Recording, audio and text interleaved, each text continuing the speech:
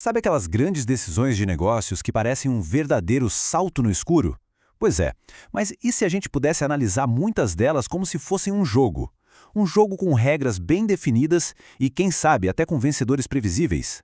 É exatamente isso que a gente vai fazer aqui. Vamos usar a teoria dos jogos para transformar essa incerteza toda em uma estratégia bem clara. Ok, para a gente entender isso na prática, vamos mergulhar num cenário real, de altíssimo risco.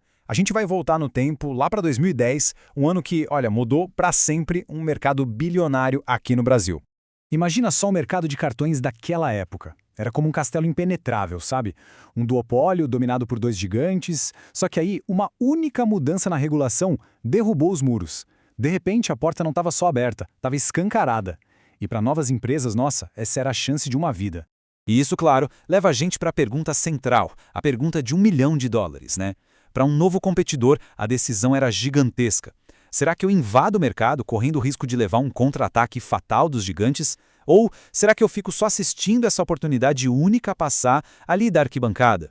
Então, para responder uma pergunta desse tamanho, não dá para usar achismo, né? A gente precisa de ciência. E é por isso que agora a gente vai abrir a nossa caixa de ferramentas e entender o que são os fundamentos da teoria dos jogos. Olha, vamos esquecer a definição formal por um instante. A ideia central é bem simples, na verdade. É o seguinte: o melhor movimento de um jogador sempre depende do que se espera que o outro jogador faça. Uma estratégia nunca criada no vácuo, sabe? É aquele ciclo constante de eu acho que ele vai fazer isso porque ele acha que eu vou fazer aquilo e por aí vai. Todo jogo, não importa se é xadrez, pôquer ou negócios, tem 3 elementos básicos. Primeiro, a gente tem os jogadores, que são as pessoas ou empresas tomando as decisões. Depois, vem as estratégias, que são basicamente todas as jogadas que eles podem fazer. E, por fim, os payoffs.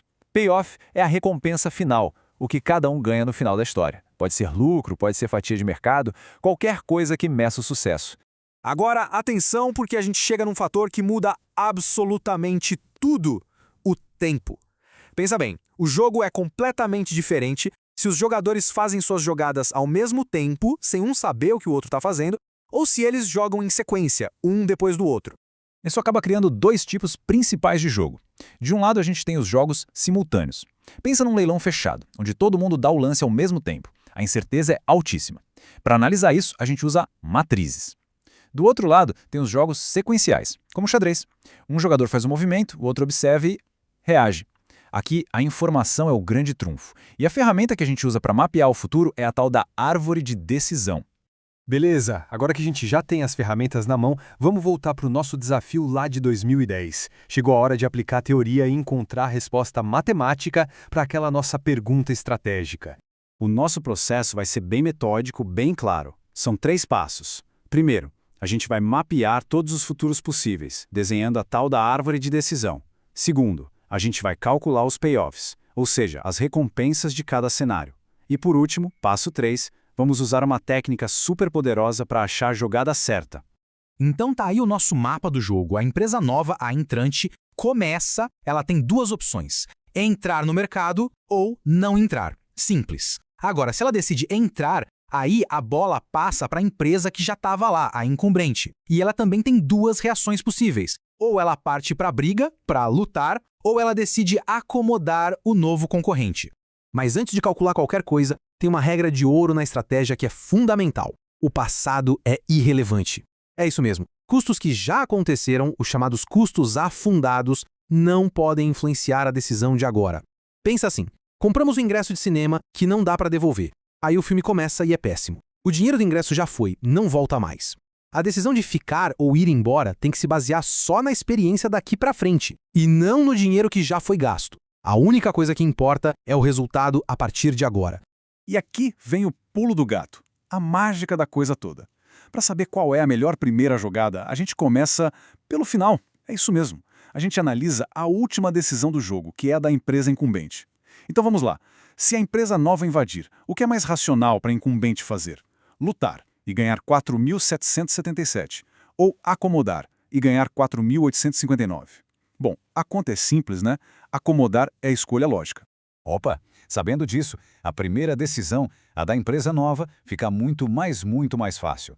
Vamos ver qual é a conclusão lógica de toda essa análise? Essa solução tem até um nome técnico, meio chique: Equilíbrio de Nash perfeito de subjogo. Mas o que importa é o seguinte: como a nova empresa agora já sabe, com certeza, que a reação mais racional da incumbente vai ser acomodar, a decisão dela fica simples. Ela compara o lucro de 135 se entrar contra zero, se ficar de fora. A escolha é óbvia, né? A estratégia que a matemática mostra é clara. A empresa nova entra e a incumbente acomoda. E o mais incrível é que isso mostra exatamente como a teoria previu a realidade. Foi o que aconteceu depois de 2010. O mercado foi inundado por novos concorrentes. E as empresas que já estavam lá, por mais que pudessem até ameaçar uma guerra de preços, no fundo foram matematicamente forçadas a se adaptar. A teoria de jogos não só explicou o que aconteceu, ela previu o futuro. Agora, para a gente aprofundar um pouco mais, vamos pegar o exemplo mais famoso de toda a teoria dos jogos. Um que revela um paradoxo fascinante sobre como a gente toma decisões. Imagina a cena. 2 suspeitos de um crime são presos e colocados em salas separadas, sem comunicação. A polícia chega para cada um e oferece o mesmíssimo acordo. Eles têm 2 opções: ou confessam e traem o parceiro, ou ficam em silêncio, cooperando um com o outro. O detalhe é que o destino de um depende totalmente da escolha do outro. Vamos entrar na cabeça do prisioneiro A. Ele pensa o seguinte: bom, vamos ver. Se o meu parceiro, o prisioneiro B, confessar...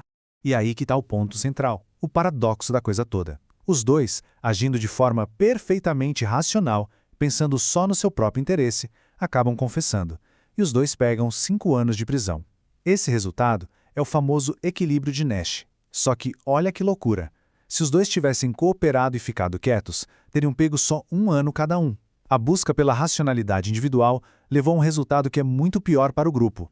E isso, claro, nos traz de volta para o grande tabuleiro dos negócios. No fundo, toda decisão estratégica força uma pergunta essencial. O jogo que se está jogando é de um único movimento, onde o interesse próprio de curto prazo acaba dominando, como no dilema do prisioneiro? Ou será que é um jogo de longo prazo, onde a cooperação e a confiança podem gerar resultados muito melhores para todo mundo? A teoria dos jogos, olha, raramente dá respostas fáceis prontas, mas ela com certeza nos obriga a fazer as perguntas certas.